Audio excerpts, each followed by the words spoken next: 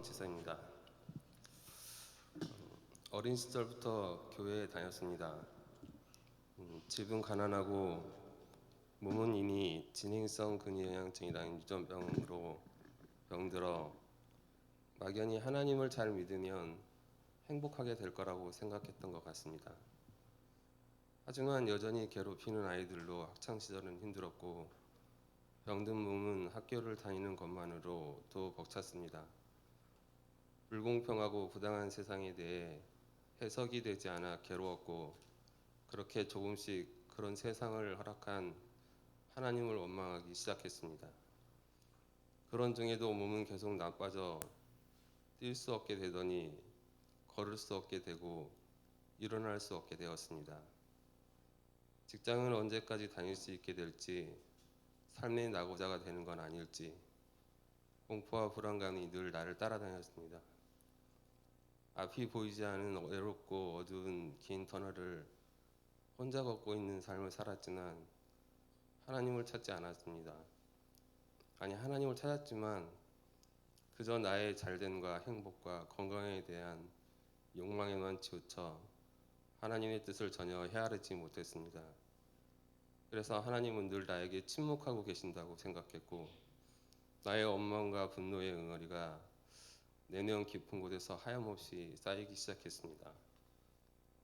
점점 더 밖에 나갈 수 없는 상황이 돼서 힘들게 직장에 다녀오면 많은 시간을 그저 드라마와 영화를 보는 시간으로 채우기 시작했습니다.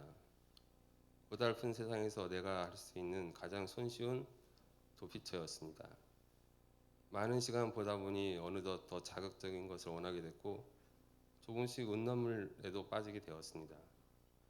음란물을 보는 시간은 점점 더 늘더니 어느 날은 하루 종일 보게 있기도 했습니다. 혼자 있는 집에는 그 어떤 방해도 없었습니다. 처음에 들었던 약간의 죄책감은 도리어 당당함으로 변했습니다. 나는 항변했습니다.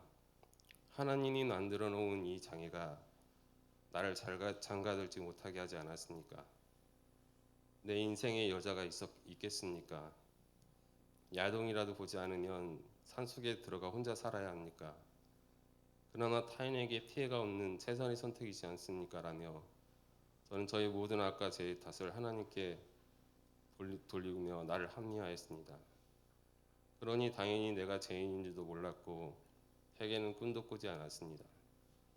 그렇게 하나님을 믿는다고 하고 교회는 잘 믿는 성도처럼 다녔지만 오랫동안 나 안에서는 하나님을 미워하며 살았고 내 죄를 정당화하며 착한 척, 성실한 척 살았습니다. 하지만 하나님이 허락하신 너무나 뜻밖의 사건을 통해 저는 인정할 수밖에 없는 제 악과 직면하게 되었습니다. 어느 날 한 여자를 짝사랑하게 된 것입니다. 어떻게든 이성을 붙잡고 마음으로부터 밀어내려 했지만 그러면 그럴수록 감정이 더 커져갔습니다.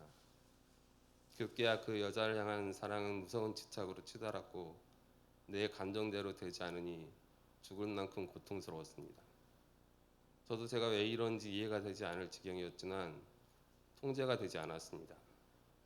그러면서 내 몸이 건강하기만 했다면 내 감정과 정욕을 충족시키기 위해 그 여자에게 무슨 짓을 할 수 있을 것 같았습니다. 그런 가운데 제가 인정할 수밖에 없었던 것은 내가 평소에 스스로 이성적이고 합리적이었던 사람이었다는 오만과 함께 이 감정이 사랑이 아니라 음란에 대한 지처증이었다는 것입니다. 저는 끊임없이 마음과 생각으로 그 여자를 향한 음란한 간음을 저지르고 있는 나를 직면하게 되었습니다. 그제서야 나의 장애와 하나님을 탓하며 합리화해온 이 음란이 근본부터 죄인인 나의 악함으로부터 비롯되었다는 것을 알게 되었습니다. 오히려 이 장애가 있었기 때문에 그나마 이만큼 죄짓지 않고 살아올 수 있었다는 것이 인정되었습니다. 이렇게 한 여인을 통해 저의 숨길 수 없는 악과 죄가 드러나고 인정되니 그제 하나님께 저항했던 꼿꼿하던 나의 마음이 엎드러지게 되었습니다. 에레미야 2장 21절에서 24절까지 내가 너를 순전한 참 종자 곧 귀한 포도나무로 심었거늘 내게 대하여 이방 포도나무의 악한 가지가 되면 어찌 되느냐. 내가 어찌 말하기를 나는 더럽혀지지 아니하였다. 바알의 뒤를 따르지 아니하였다 하겠느냐. 너는 강하에 익숙한 드람나귀들이 그들의 성육이 일어남으로 헐떡거린 같았도다. 바로 이 시기에 하나님은 잠시 떠나 있었던 저를 란산 중앙교로 돌아오게 하시고 구속사의 말씀을 듣게 하셨습니다. 그리고 인생은 행복이 아닌 거룩이라는 이 말씀이 나팔 소리처럼 들렸습니다.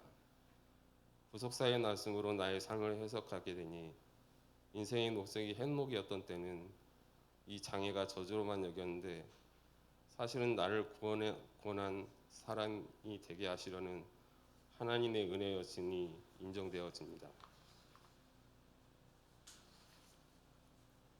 하나님의 은혜를 경험하고서도 여전히 음란물을 끊지 못하는 나약하니 때론 비천하고 치욕스럽지만 그런 비참함 때문에 다시 내가 붙잡을 수 있는 건 여전히 하나님밖에 없구나 하며 주만 바라보게 하시니 감사합니다.